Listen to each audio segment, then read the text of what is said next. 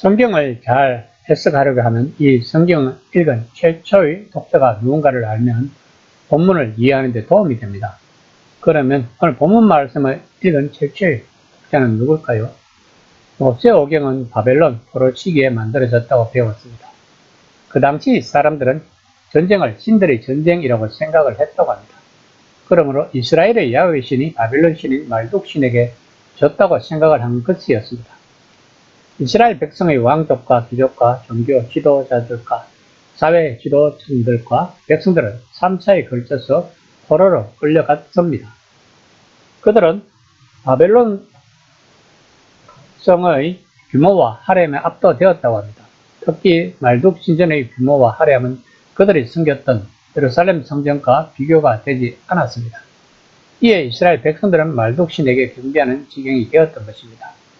그래서 모세오경을 만든 것이었다고 합니다. 물론 구전으로 전해 내려온 것들을 바탕으로 만들어졌던 것입니다. 그러므로 오늘 본문 말씀은 그 당시 독자들의 마음을 가지고 읽으면 이해하기가 좋을 것입니다. 32장 7절입니다. 여호와께서 모세에게 이르시되 너는 내려가라. 내가 애굽 땅에서 인도하여 낸 내 백성이 복되하였도다. 지금까지는 하나님께서 이스라엘을 가리켜 내 백성이라고 하셨으나 여기서는 내 백성이라고 부르십니다. 그것은 이들이 하나님과 맺은 언약을 일방적으로 파기하여 하나님 백성의 자격을 상실했기 때문이라고 학자들은 말하고 있습니다. 32장 8에서 9절입니다. 그들이 내가 그들에게 명령하기를 속히 떠나 자기를 위하여 송아지를 구워 만들고 예배하며 제물을 드리며 말하기를 이스라엘아 이는 너희를 애굽 땅에서 인도하여 낸 너희 신이라 하였도다.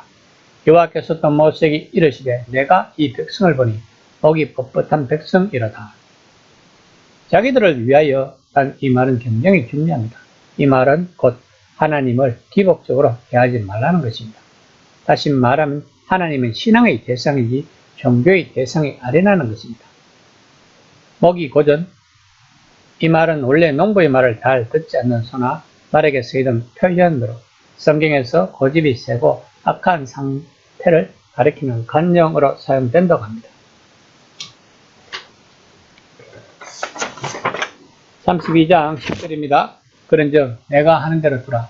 내가 그들에게 진노하여 그들을 진멸하고 그들을 큰 나라가 되게 하리라. 본문은 우리 기독교에서 굉장히 중요한 말씀입니다. 만약에 모세의 자손으로 새롭게 구성되었을 경우 이것은 아브라함의 영적 후손들이 아브라함과 같이 믿음으로 어렵담을 받은 믿음의 후손이 아니라 모세의 율법을 지켜 행위로 어렵담을 받은 율법의 후손이 되어야 한다는 의미가 된다는 것입니다. 32장 11절입니다. 모세가 그의 하나님 여호와께 구하여 이르되 여호와여 어찌하여 그 큰 권능과 강한 손으로 애굽 땅에서 인도하여 내신 주의 백성에게 진노하시나이까. 하나님의 제안에 대해 모세는 거부의 표시를 분명히 합니다.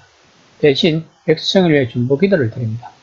이것은 아브라함이 소돔이 멸망하기 직전에 그들을 위해 중보 역할을 한 것과 유사합니다. 본절은 모세가 아브라함과 이삭, 야곱에게 세운 언약에 근거하여 백성들이 범죄하였지만 여전히 주의 백성임을 주장하고 있습니다.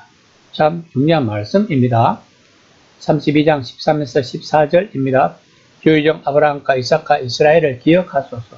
주께서 그들을 위하여 주를 가리켜 맹세하여 이르시기를 내가 너희의 자손을 하늘의 별처럼 많게 하고 내가 허락한 이 온 땅을 너희 자손에게 주어 영원한 기업이 되게 하리라 하셨나이다.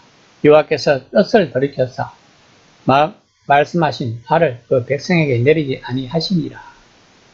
만약에 이스라엘 백성들이 하나님의 진노로 멸망을 하면 결과적으로 하나님 스스로 이들 조상에게 한 약속을 깨뜨리는 셈이 된다는 것입니다.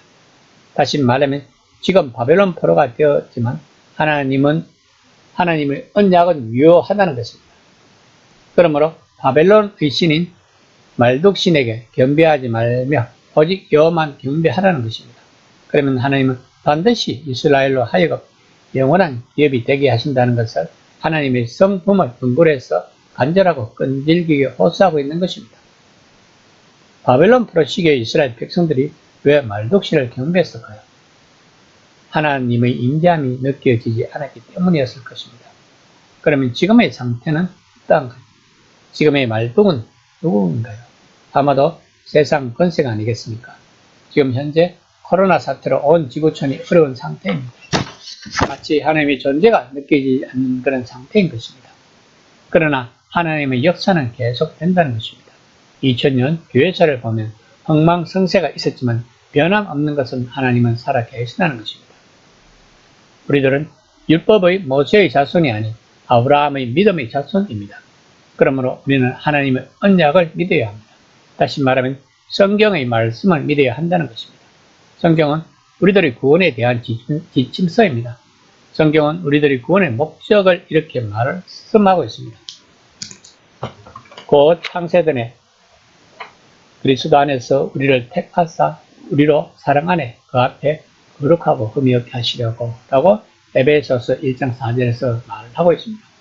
우리가 하나님 앞에 거룩하고 흠이 없게 하시려고 우리들을 구원하신다는 것입니다. 다시 말하면 우리들과 하나님의 관계 형성인 것입니다. 죄로 인하여 끊어진 하나님과의 관계를 다시 다르게 맺는 것입니다. 누구를 통하여? 예수 그리스도를 통하여였습니다. 이것이 구원의 핵심인 것입니다. 그런데 우리가 우리의 노력으로 거룩하고 흠이 없게 하는 것이 아니라 하나님의 사랑 안에서 하신다는 것입니다. 바로 성령의 역사함으로 우리가 거룩하고 흠이 없게 된다는 것입니다. 그러므로 우리가 구할 것은 은과 금이 아니며 성령 충만을 구해야 한다는 것입니다. 그럼 성령이 충만한 우리들이 추구해야 하는 것이 무엇일까요? 바로 하나님을 중심으로 우리들의 삶을 살아가야 하는 것입니다. 본문 말씀처럼 자기를 위하여 살아가지 말아야 하는 것입니다. 자기를 위하여 사는 삶은 하나님이 우리를 중심으로 돌기를 원하는 삶인 것입니다. 그럼 우리가 하나님의 중심으로 사는 것을 어떻게 알 수 있을까요? 바로 우리들의 기도 제목을 보면 내가 하나님 중심으로 도는 삶을 사는가? 아니면 하나님이 내 중심으로 사시기를 원하고 있는지를 알 수 있다는 것입니다. 이 시간 나의 기도 제목은 무엇을 추구하고 있는지를 한번 점검해보는 시간이 되었으면 합니다.